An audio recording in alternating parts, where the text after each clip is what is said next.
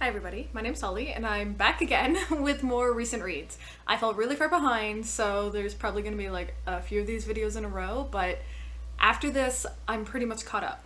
So that's a good sign, as long as I can get these, edited in time. So I'm just going to talk about 5 of the latest books that I've read recently. So the first book I have on this list is called Your Sidekick by C.B. Lee, which is part of the Sidekick Squad series, and it's a Wi-Fi like superhero sci-fi story. And basically this book is following a world in, a bit of the future, like maybe 50 years or something like that, like a generation into the future, where we have superheroes and villains now. And there's been some environmental things and just like a fairly, like, besides the superhero thing, like somewhat realistic potential future if we continue the way we're going. We're following our main character who's half Chinese, half Vietnamese, living in America, named Jess. And she's kind of living in the shadow of her family. Her mom, her dad, and her older sister all have superpowers, and they're like fairly strong. They're not like top tier, but they're fairly strong, and she has none. And she's just sort of dealing with that and feeling kind of left out. And then with all that in mind, she takes on an internship at a corporation that is actually owned by like the local villain. And the story kind of snowballs from there, in which we actually learn a lot more about this superhero villain world, and it kind of opens up into a bit of a dystopian kind of society. I went into the story with really almost no expectations. They definitely weren't high or anything, and I think that helped. I think if I went into this book with really high expectations, I would have been disappointed. It was just a really average, entertaining read. The plot was a bit predictable, the romance was a bit predictable, but it was still really fun. The writing was a little lackluster, and everything kind of felt like it was being told to us instead of shown, and I definitely saw the plot coming.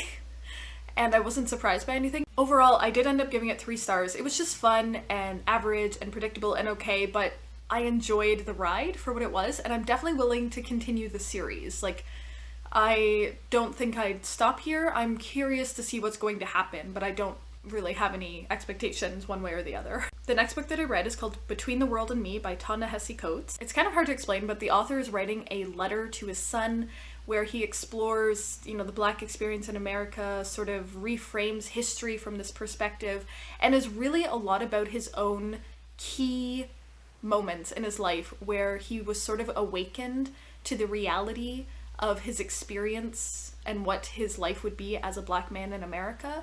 And he talks about different issues and different incidents, and it's a really raw reflection of American society, of the Black experience. Don't know how I feel about rating, and I've talked about this before with like memoirs and stuff, and that's kind of what this is a memoirish piece.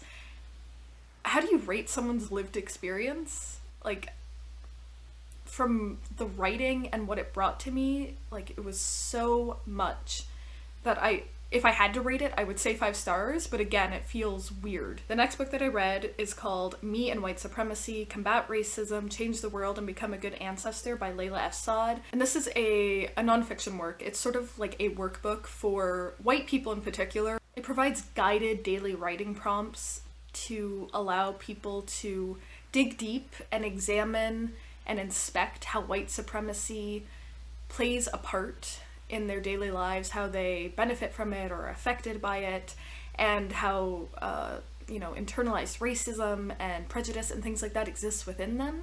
And I think it's a really good book for very quickly and very succinctly explaining some of these, terms that people are talking about a lot now, like white fragility and colorblindness and like all these things that like you've probably heard of. This is something that someone who's willing to be open-minded and real and honest, like brutally honest with themselves, to start working through. Like, if you're gonna lie to yourself, there's no point starting this book.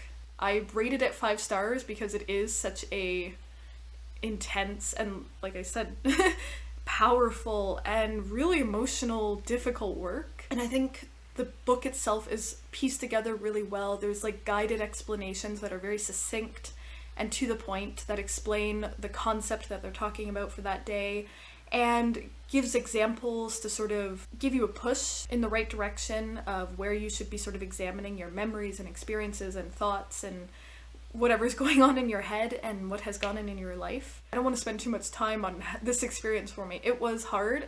I will definitely continue to refer back to this book to keep things in mind, to keep things in check, to continuously examine my own lived experience and to check my privilege and all those things. I think every white person should go through this book and do the work. It's going to be hard, it's going to be emotionally draining, and you gotta do it. Following that, I turned to some YA fiction, and I read a book called Internment by Samira Ahmed, and this is a dystopia that's set in the immediate future of America. I almost hesitate to call it a dystopia because dystopia falls under sci-fi, and that makes it sound removed. This is such an absolute, and that's what's terrifying about this book, is that it's so absolutely possible. This in particular follows Layla as her and her family, along with many other Muslim Americans, are sent to an internment camp.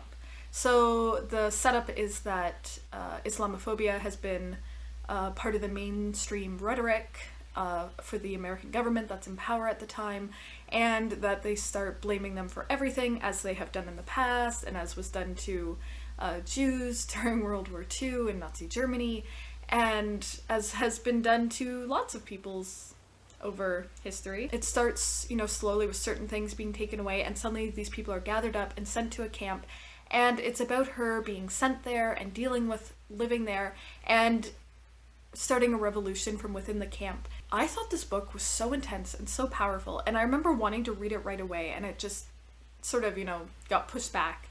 And I started seeing reviews saying that, it wasn't that well written, it could have been better, the execution wasn't great. And after reading this book, I couldn't actually comprehend where people were coming from with that. I had to go read reviews because I thought this book was so galvanizing and scary and intense that, it should be 5 stars, and I gave it 5 stars.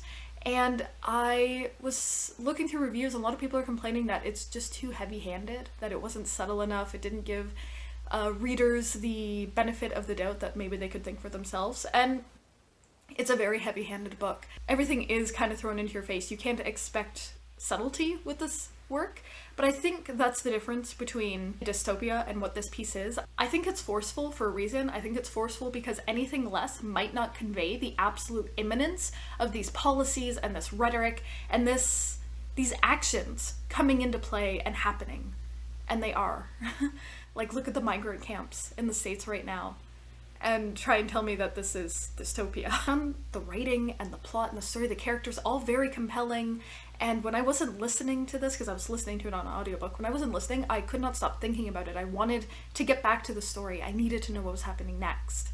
And so that is, part of what led to my 5-star rating of this book. I highly recommend this book. So the next book that I read was called The Dangerous Art of Blending In by Angelo Surmelis, I think it was.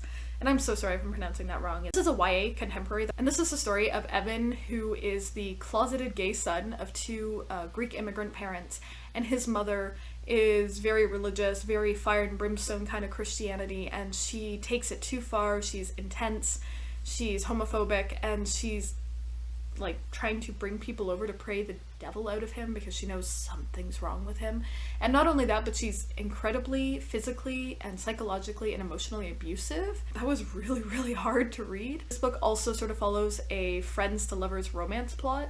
I found the romance in this book, I just want to address this really quick, to be really kind of dull, and there was no chemistry, and I kind of didn't understand why it was happening.